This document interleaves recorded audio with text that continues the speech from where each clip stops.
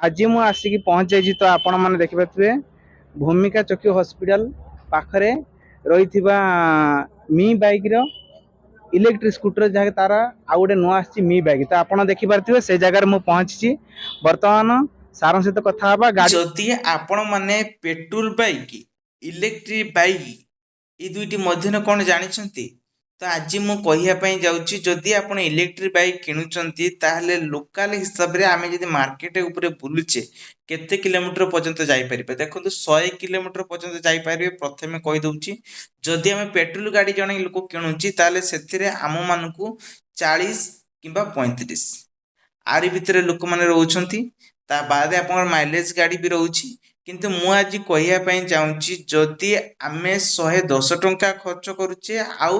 6 टंका खर्च करुचे ताले आम 6 टंका खर्च करके 15 किलोमीटर पर्यंत जापर जदि आम खर्च करुचे 110 टंका ताले से आम मान केवल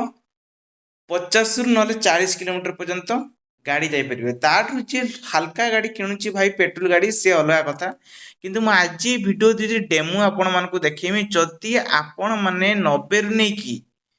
1.5 लाख भितर पेट्रोल बाइक किणुचंती ताले से आपन को माइलेज केते रहउथबो निहाती आपण मानक 40 रु 50 भितर रहउथबो आ अधिक रहउनथिबो काहे ना एटा मु गारंटी दे कहूची जेहेतु BI6 एक गाड़ी आसिलानी भितर जीवा सार सहित कथा ता डिटेल्स विषय जानिबा। तो नमस्कार सर आपनकर प्रथम एड्रेस टी कहीदेवे आउ जो गाड़ी पेट्रोल गाड़ी डीजेल गाड़ी ना सॉरी पेट्रोल गाड़ी किंबा हमरा इलेक्ट्रिक बाइक जो रही डिफरेंस कौन आ कौन कले कस्टमर बेनिफिट पाइबे से जिनटा को प्रकाश करेंगे जहाँफल कि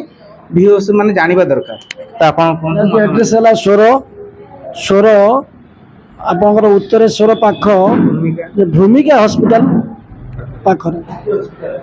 पेट्रोल एवं पेट्रोल एवं आम जो मी बाइक पॉइंट खोला है जे कि PM मोटर्स जे कि एटार पेट्रोल आमर ईवी जो बाइक मध्य तफात हो जे कि गोटे लोक 10 टंकार 200 किलोमीटर जापर किंतु हटी 200 किलोमीटर जावाई 300 टका खर्च करने को पड़ो। बाइक रे केते प्राइस आसी स्कूटी हो किंबा बाइक हो अब 60,000 कदर 130 पर्यंत अच्छी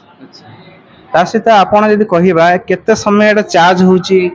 आप 2 घंटा रु 3 घंटा चार्ज हबो आपण मान आपण जो एबे सब जो पेट्रोल पंप रे चार्जिंग पॉइंट हे लानी आपण हाई स्पीड चार्जिंग रहउची आपण 10 मिनिट 15 मिनिट भीतर चार्ज हे जेते फाइनेंस रेट सुविधा रहउची फाइनेंस रो सुविधा अछि। तो चलंत भीतर को जीवा मु आपण डायग्राम देखेबी ता सहित गाड़ी मध्ये देखेबी तो चलन जीवा।